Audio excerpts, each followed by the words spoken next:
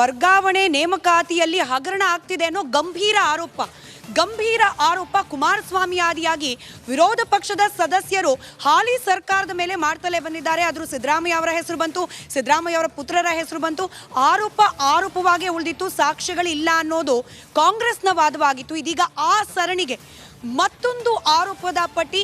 ಸದ್ಯಕ್ಕೆ ಇದನ್ನ ವಿರೋಧ ಪಕ್ಷಗಳು ಮುನ್ನೆಲೆಗೆ ತರ್ತಿಲ್ಲ, ಬದಲಾಗಿ ಸಾಮಾಜಿಕ ಜಾಲತಾಣದಲ್ಲಿ ವೈರಲ್ ಆಗಿ ಹರಿದಾಡ್ತಾ ಇದೆ ಈ ಪಟ್ಟಿ. ಲಿಖಿತ ಪರೀಕ್ಷೆಯನ್ನ ಮಾಡಲಾಗಿದೆ, ರಿಟನ್ ಎಕ್ಸಾಮಿನೇಷನ್ ರಿಸಲ್ಟ್ ಕೂಡ ಬಂದಿದೆ. ಸಾಮಾನ್ಯವಾಗಿ ಲಿಖಿತ ಪರೀಕ್ಷೆಯಿಂದ ಆಗುವ ಯಾವುದೇ ನೇಮಕಾತಿ ಆದರೂ ಕೂಡ ಅರ್ಹತೆಯ ಆಧಾರದ ಮೇಲೆ, ಮೆರಿಟ್ನ ಆಧಾರದ ಮೇಲೆ ನೇಮಕಾತಿ ಆಗುತ್ತೆ. ಆದರೆ ಇಲ್ಲಿ ನೇರವಾಗಿ ನಾವು ಗಮನಿಸ್ತಾ ಇದ್ವಿ, ಈ ಲೆಟರ್ ರಿಪಬ್ಲಿಕ್ ಕನ್ನಡಕ್ಕೆ ಲಭ್ಯವಾಗಿರುವ ಈ ಪ್ರತಿ ಏನಿದೆ ಇದರಲ್ಲಿ ಕ್ಲಿಯರ್ ಆಗಿ ಗೊತ್ತಾಗ್ತಿದೆ. ನೋಡಿ, ಹುದ್ದೆ ಇದೆ, ಹುದ್ದೆ ಯಾವ ಶ್ರೇಣಿ, ವೇತನ ಶ್ರೇಣಿ ಏನು, ಎಷ್ಟು ಹುದ್ದೆ, ಅದೆಲ್ಲ ಇರುವ ಪಟ್ಟಿ, ಯಾರ ನೇಮಕಾತಿ ಅನ್ನೋ ಹೆಸರುಗಳು, ಆ ಹೆಸರಿನ ಮುಂದಿರೋದೇ ಇಂಟ್ರೆಸ್ಟಿಂಗ್ ವಿಚಾರ. ಇಲ್ಲೇನಿದೆ ಈ ಕಾಲಂನಲ್ಲಿ ನೇರವಾಗಿ ಶಿಫಾರಸ್ ಯಾರು ಮಾಡಿದ್ದಾರೆ, ಗೌರ್ಮೆಂಟ್ ರೂಲ್ಸ್ ಅಲ್ಲಿ ಇಲ್ಲ. ಯಾವುದೇ ನೇಮಕಾತಿಯಲ್ಲಿ ಈ ರೀತಿಯಾದ ಪ್ರಕ್ರಿಯೆಗಳು ಅಧಿಕೃತವಾಗಿ ರೀತಿ ಪ್ರಿಂಟ್ ಮಾಡುವ ಹಾಗೆ ಇಲ್ಲ.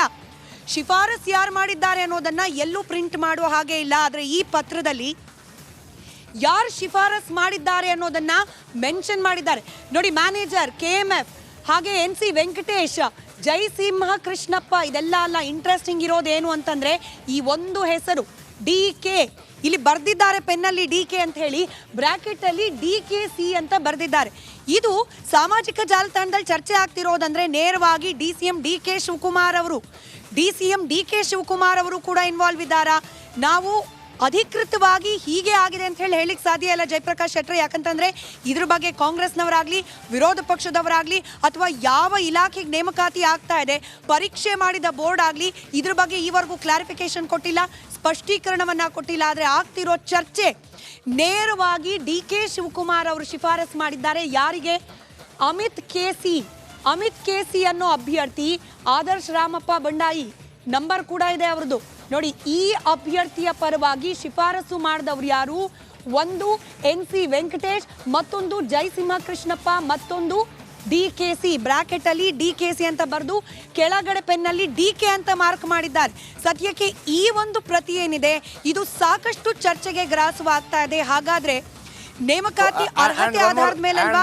ಸ್ಮಿತಾ, ಒನ್ ಮೋರ್ ಥಿಂಗ್, ಅದರಲ್ಲೇ ಏನು DK ಅಂತ ತೋರಿಸ್ತಾ ಇದ್ದೀರಿ, ಅದರಲ್ಲೇ ಕೆಳಗಡೆ ನೀವು ಸ್ಕ್ರೋಲ್ ಮಾಡಿದರೆ ಮೌನಿಕಾ ಅಂತೇಳಿ ಒಂದು ಹೆಸರು ಬರುತ್ತೆ. ಅಲ್ಲೊಂದು ಹೆಸರು ಬರೆಯಲಾಗುತ್ತೆ, ರಮೇಶ್ ಕುಮಾರ್ ಸರ್. ಯಾರು ರಮೇಶ್ ಕುಮಾರ್ ಸರ್ ಅಂದರೆ ಶ್ರೀನಿವಾಸಪುರದ ಮಾಜಿ ಶಾಸಕರ, ಮಾಜಿ ಮಂತ್ರಿಗಳ. ಯಾಕಂದರೆ ಇದು ಕೋಲಾರಕ್ಕೆ ಸಂಬಂಧಪಟ್ಟ ಆಗಿರೋ ಕಾರಣಕ್ಕಾಗಿ DK ಅಂತ ಇದೆ.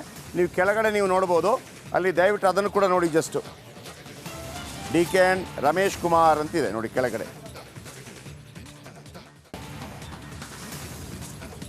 ಆದಿನಾರಾಯಣ್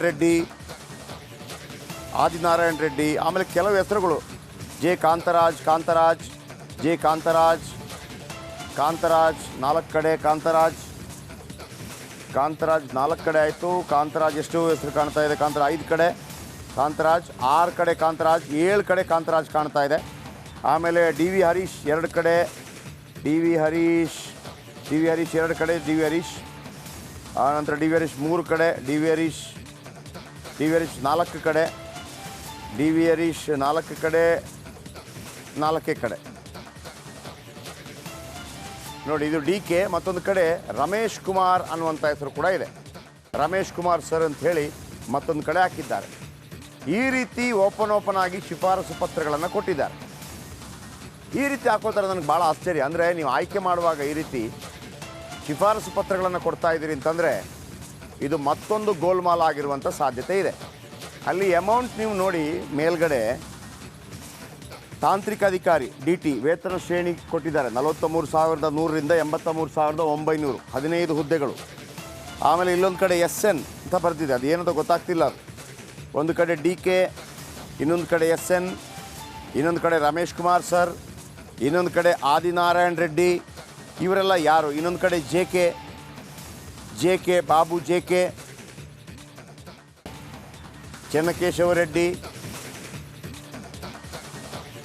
ಒನ್ಸ್ ಅಗೇನ್ ಸಾಧ್ಯವಾದರೆ ಮತ್ತೊಮ್ಮೆ ಕೋಲಾರದ ರಿಪೋರ್ಟ್ರನ್ನು ಕಾಂಟ್ಯಾಕ್ಟ್ ಮಾಡುವಂಥ ಪ್ರಯತ್ನ ಮಾಡೋಣ. ನೋಡಿ, ಇಲ್ಲಿ ಮತ್ತೊಂದು ಹೆಸರು ಕಾಣ್ತಾ ಇದೆ, ನೋಡಿ ಅಲ್ಲೊಂದು ಹೆಸರು ಕಾಣ್ತಾ ಇದೆ.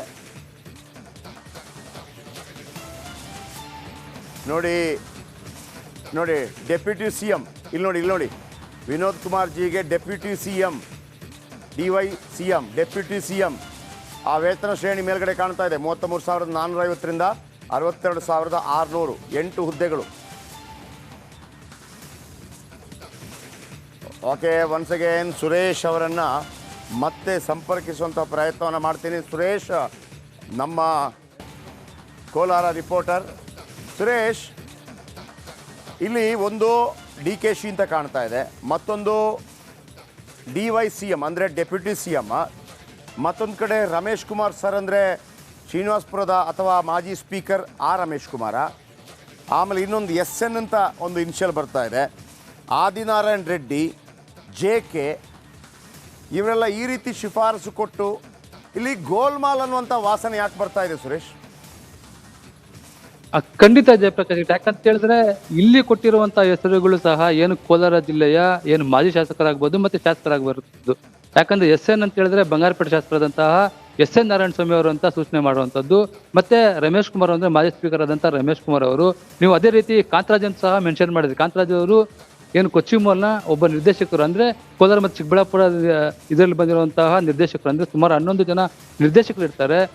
ಇವರು ಕೊಟ್ಟಿರುವಂತ ಶಿಫಾರಸುಗಳು ಅಂತ ಹೇಳಿದ್ರೆ ಈ ಕ್ಯಾಂಡಿಡೇಟ್ಗೆ ಇವರು ಶಿಫಾರಸು ಮಾಡಿದ್ದಾರೆ ಅನ್ನೋ ಹೆಸರು ಸಹ ಸೂಚನೆ ಕೊಡ್ತಾರಂಥದ್ದು. ಅಲ್ಲಿ ಬಹುತೇಕ ಏನು ಅಭ್ಯರ್ಥಿಗಳ ಪಕ್ಕದಲ್ಲಿ ಒಬ್ಬೊಬ್ಬರ ಸೂಚಕರ ಅಂದ್ರೆ ಶಿಫಾರಸು ಮಾಡಿರುವಂತ ಹೆಸರುಗಳು ಸಹ ನಾವು ತಿಳಿಸ್ತಾರಂಥದ್ದು. ಅಂತ ಹೇಳಿದ್ರೆ ರಮೇಶ್ ಕುಮಾರ್ ಆಗ್ಬೋದು, ಮತ್ತೆ DKC ಅಂತ ಸಹ ಹೇಳ್ತಾರಂಥದ್ದು. ಯಾಕಂತ ಹೇಳಿದ್ರೆ DK ಶಿವಕುಮಾರ್ ಸಹ ಶಿಫಾರಸು ಮಾಡಿದ್ದಾರೆ ಎಂಬ ಅನುಮಾನಗಳು ಸಹ ವ್ಯಕ್ತವಾಗ್ತಾ ಇರ್ತದೆ. ಈ ನಿಟ್ಟಿನಲ್ಲಿ ನಾವು ಈ ಎಲ್ಲ ಹ್ಯಾಂಗರ್ಗಳಲ್ಲಿ ಅಂದ್ರೆ ಆಯಾಮಗಳಲ್ಲಿ ಸಹ ತಿಳಿದು ಬರ್ತಾ ಇರೋದು ಏನಂದ್ರೆ ಇಲ್ಲಿ ಸಂಪೂರ್ಣವಾಗಿ ಅಕ್ರಮ ನಡೆದಿದೆ ಅನ್ನೋ ಮಾತು ಕೇಳಿ ಬರ್ತಾ ಇರೋದು. ಯಾಕಂತ ಹೇಳಿದ್ರೆ ಇಲ್ಲಿ ಹಲವು ವರ್ಷಗಳಿಂದ ಸಹ ನೇಮಕಾತಿ ಪ್ರಕ್ರಿಯೆಯಲ್ಲಿ ಈ ರೀತಿಯ ಏನು ಹಗರಣಗಳು ನಡೆದಿದ್ದೇವೆ ಅನ್ನೋ ನಿಟ್ಟಿನಲ್ಲಿ ಸಹ ನಾವು ನೋಡ್ಬೋದು. ಯಾಕಂತ ಹೇಳಿದ್ರೆ ಸಾಕಷ್ಟು ನೇಮಕಾತಿ ಸಂದರ್ಭದಲ್ಲಿ ಸಹ ಕೋರ್ಟ್ಗೆ ಮೆಟ್ಲೇರಂಥ ಸಂದರ್ಭ ಅಂದ್ರೆ ಉದಾಹರಣೆಗಳು ಸಹ ನಮ್ಮ ಮುಂದೆ ಇರುವಂಥದ್ದು.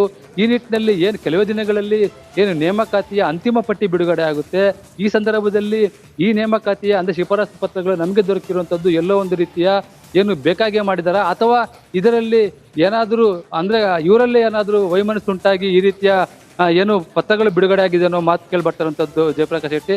ಇನ್ನು ಪ್ರಮುಖವಾಗಿ ಹೇಳ್ಬೇಕಂತ ಹೇಳಿದ್ರೆ ಸುಮಾರು 81 ನೇಮಕಾತಿ ಹುದ್ದೆಗಳಿಗೆ ಇಲ್ಲಿ ನೇಮಕಾತಿ ಆಗ್ತಿರೋಂಥದ್ದು. ಅದರಲ್ಲಿ ಬಹುತೇಕ ಏನು ಒಬ್ಬೊಬ್ಬ ಸ್ಯಾಲರಿ ಸಹ ಸುಮಾರು 45ರಿಂದ 80 ಸಾವಿರ ಇರುತ್ತೆ. ಈ ನಿಟ್ಟಿನಲ್ಲಿ ಸುಮಾರು ಒಂದೊಂದು ಹುದ್ದೆಗೆ 30-40 ಲಕ್ಷಗಳು ವಸೂಲಿ ಆಗಿದೆ ಎಂಬ ಮಾತುಗಳು ಸಹ ಕೇಳಿ ಬರ್ತಾ ಇರುವಂಥದ್ದು. ಈ ನಿಟ್ಟಿನಲ್ಲಿ ಇಲ್ಲಿನ ಶಾಸಕರಾದಂತಹ ಅಂದ್ರೆ ಈ ಕೊಚ್ಚಿ ಮಾಲ್ನ ಅಧ್ಯಕ್ಷರಾದಂತಹ ನಂಜೇಗೌಡರು ಸ್ಪಷ್ಟವಾದಂಥ ಉತ್ತರವನ್ನು ಕೊಡ್ಬೇಕು. ಯಾಕಂತ ಹೇಳಿದ್ರೆ ನೇಮಕಾತಿಯ ಅಂತಿಮ ಪಟ್ಟಿ ಇನ್ನು ಕೆಲವೇ ವಾರ ಅಂದ್ರೆ ಕೆಲವೇ ದಿನಗಳಲ್ಲಿ ಬಿಡುಗಡೆ ಆಗುತ್ತೆ. ಈ ನಿಟ್ಟಿನಲ್ಲಿ ಇವತ್ತು ನಮಗೆ ದೊರಕಿರುವಂತದ್ದು ಏನು ಫೇಕ ಅಥವಾ ನಿಜವಾದ ಅಭ್ಯರ್ಥಿಗಳ ಹೆಸರು ಅನ್ನೋದು ಸಹ ದೃಢಪಡಿಸಬೇಕಾಗಿರುತ್ತದೆ. ಯಾಕಂತ ಹೇಳಿದ್ರೆ ಇಲ್ಲಿ ಸುಮಾರು 40 ಕೋಟಿ ಅಂತ ಹೇಳಿದ್ರೆ ಸುಮಾರು ಸುರೇಶ್ ಇದು 40 ಕೋಟಿಯಷ್ಟು ಒಂದು ಅಕ್ರಮ ಆಗಿದೆ, ಸೇಲ್ ಆಗಿದೆ ಅಂತ ನೋಡಿ. SN ಅಂತಿದೆ ಕೆಲವು ಕಡೆ. SN ಅಂದರೆ SN ನಂಜೇಗೌಡರು, ಅಲ್ಲಿ MLA. ರಮೇಶ್ ಕುಮಾರ್ ಸರ್ ಅಂದರೆ ಶ್ರೀನಿವಾಸಪುರದ ಮಾಜಿ MLA. ಮತ್ತೊಂದು ಕಡೆ DKC, ಮತ್ತೊಂದು ಕಡೆ ಡೆಪ್ಯೂಟಿ CM. ಇವೆಲ್ಲವೂ ಕೂಡ ಸೇಲ್ ಆಗಿದೆಯಾ, ಮಾರಾಟ ಆಗಿದೆಯಾ, ಅಥವಾ ಬೇರೆ ಬೇರೆಯವರ ಹೆಸರಲ್ಲಿ ಶಿಫಾರಸು ಪತ್ರಗಳನ್ನು ಮಾಡಿಕೊಂಡು ಬೇರೆಯವರಿಗೆ ನೀಡಲಾಗಿದೆಯಾ? 40ರಿಂದ 60 ಲಕ್ಷ, ಇದು 35 ಸಾವಿರದಿಂದ ಆರಂಭಗೊಂಡು 97 ಸಾವಿರ ತನಕದ ಸಂಬಳ ಹಾಲು ಒಕ್ಕೂಟದಲ್ಲಿ. ಇದರ ಬಗ್ಗೆ ಇನ್ನಷ್ಟು ಮಾಹಿತಿ ಕೊಡ್ತೀನಿ ಒಂದು ಬ್ರೇಕ್ ಆದ ನಂತರ.